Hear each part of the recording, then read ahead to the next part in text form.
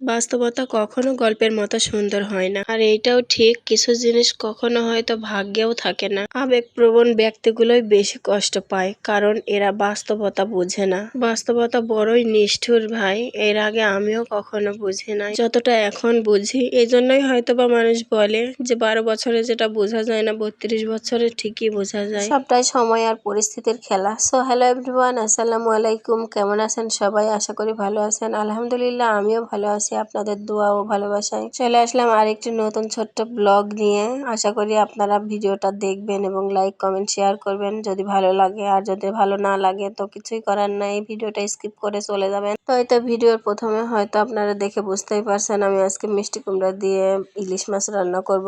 এই জন্য মিষ্টি কুমড়াটা কেটে কুটে নিলাম। এদিকে দেখি এই যে এই দুইজন শুধু ছাগলের বাচ্চা পাইছে, সারাদিন শুধু খেলবে আর খেলবে। বাচ্চাটাও তেমন হয়েছে, এদের দেখলে আর কিছু চাই না, শুধু খেলা আর খেলা। তো আমারও ভালোই লাগে এটা দেখতে। দেখুন কি সুন্দর করে লাফালাফি করছে, একবার এর কাছে একবার ওর কাছে। ওই ছাতাটা মূলত ওর পছন্দ, ছাতাটা যে নিচ্ছে তার কাছেই চলে যাচ্ছে। জীবনে যেমনই থাকি না কেন, এই যে ছোট ছোট ভালোবাসা ভালো লাগাগুলো দেখতে কিন্তু ভালোই লাগে, সবকিছু দুঃখ ভুলে যায়। যাই হোক, আমি চলে আসলাম রান্নার মাঝে। আর আমি ইলিশ মাছটা কিন্তু ভেজেও রান্না করি না, আবার হচ্ছে কাঁচাও রান্না করি না, এইভাবে নুন হলুদ দিয়ে জাল দিয়ে নিই, তারপরে রান্না ইউজ করি। আমার মতো কে কে এইভাবে রান্না করেন কমেন্ট করে জানাবেন। আর এই তো আমি মশলাটা কষিয়ে নিচ্ছি খুব ভালোভাবে। তারপরে এখানে মিষ্টি কুমড়া আর আলুটা দিয়ে দেবো। এখানে শুধু মিষ্টি কুমড়া ইউজ করলে আরো বেশি ভালো হতো, বাট আমার মেয়ের জন্য এই মিষ্টি কুমড়ার সাথে আলুটা দিতে হলো। তো মাছটাও ফুটে এসেছে, এর মধ্যে দেখছি আলুটা প্রথমে দিছি, কারণ আলুটা একটু শক্ত। আলুটা সিদ্ধ হয়ে গেলে তারপরে মিষ্টি কুমড়াটা দিয়ে আর একটু ভালোভাবে কষিয়ে নেব। আর আমি কিন্তু জীবনের প্রথম মিষ্টি কুমড়া দিয়ে ইলিশ মাছ খাচ্ছি। আপনাদের ভাইয়া কোথাও থেকে খেয়ে এসেছিল,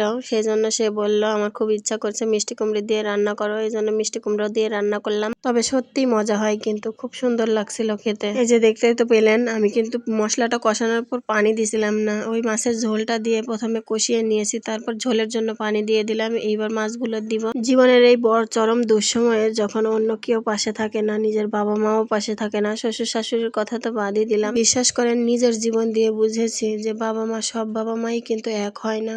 কিছু বাবা মা এমনও থাকে নিজের সুখের জন্য সন্তানকেও পর করে দিতে পারে। তো ভালো থাকুক পৃথিবীর সকল বাবা মা, এই দোয়াই করি তারা যেন সবসময় সুখে শান্তিতে থাকে। তো আজকেও অনেকগুলো কথা বলে দিলাম, কেন জানি না ভিডিওতে ভয়েস দিতে আসলে নিজের জীবনের সাথে জড়িয়ে থাকা চরম সত্যিগুলো যেন মুখের সামনে চলে আসে। কিছুই করার নেই, কারণ আবেগ সবাই চেপে রাখতে পারে না। যাই হোক, আপনাদের ভাইয়ার রুটির প্রয়োজন হয় প্রতিদিন, এই জন্য ময়দা শেষ হয়ে গেছিল। আমার ছেলেটাও মাসাল্লাহ অনেক বড় হয়ে গেছে, আমার ছেলে নিজে নিজেই ময়দা ভেঙে নিয়ে এসেছে কল থেকে, সেগুলোই গরম ভেঙে নিলাম, কারণ মেশিনের ভিতর থেকে যখন ময়দাটা বের হয় অনেক গরম হয়, আর সেই গরমে কিন্তু পোকা হয়ে যায়। ঠান্ডা করে চেলে নিয়ে এবার আমি প্রসেস করে রেখে দিলাম। তো আজকের ভিডিও এই পর্যন্তই। আল্লাহ হাফেজ সবাইকে। সবাই ভালো থাকবেন, সুস্থ থাকবেন, আমার জন্য দোয়া করবেন।